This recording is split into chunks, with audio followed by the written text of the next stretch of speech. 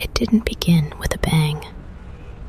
No warning sirens, no mushroom cloud, just a normal day.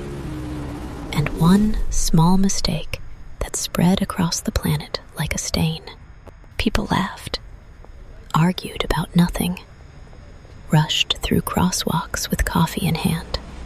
They had no idea it was the last time the world would feel safe, because the infection was already here, already moving, already hungry. The first reports came from a city hospital. A handful of patients, violent, confused, biting. Doctors blamed drugs, rabies, a bad batch of something on the street. But one detail didn't fit. They weren't just aggressive. They were wrong. At 3:17 p.m., they brought a man into room 6. He was pale, cold, unresponsive. No pulse, no breath. The doctor called the time of death. And then the man opened his eyes.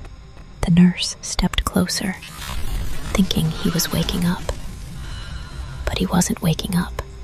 He snapped, teeth first, hands clawing. A bite so deep it didn't look human.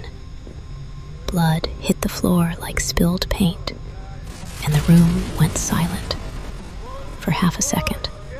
Then the screaming started. Security sealed the wing, locked doors, tried to contain it. But you can't contain something that spreads faster than fear. It only took a scratch, a bite, even a droplet in an open wound. Seconds later, the nurse stopped screaming. She stood up, and she wasn't a nurse anymore. Officials called it an isolated incident. They told the press to stay calm. They told the public there was no risk.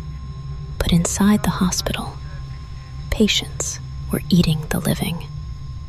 And one of them made it out through a stairwell door because someone forgot to lock it. That night, every channel cut to the same alert. Remain indoors. Avoid contact with infected individuals. The anchor's hands were shaking. Then something moved behind him.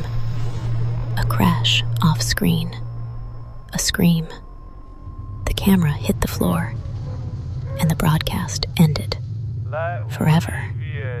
By midnight, the city was unrecognizable. Cars abandoned. Lights out. People ran through the streets, but some weren't running away. Some were running toward the screams, with dead eyes and mouths that wouldn't stop chewing. That was day 1. The infection didn't arrive. It woke up. And once it woke, it didn't go back to sleep. If you're hearing this, don't open the door.